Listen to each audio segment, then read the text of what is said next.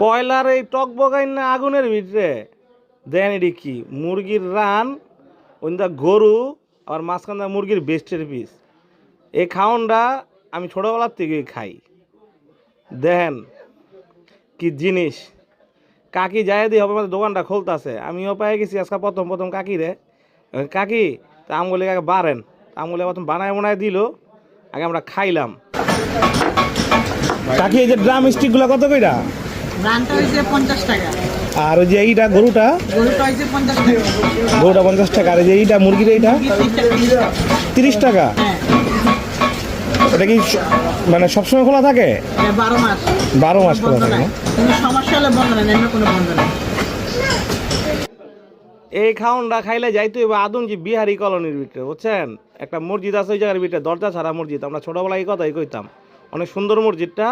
ওই মসজিদের গলিতে একটু সামনে গেলে কাকিরে পাইবেন। কাকি নাকি 12 মাস বয়।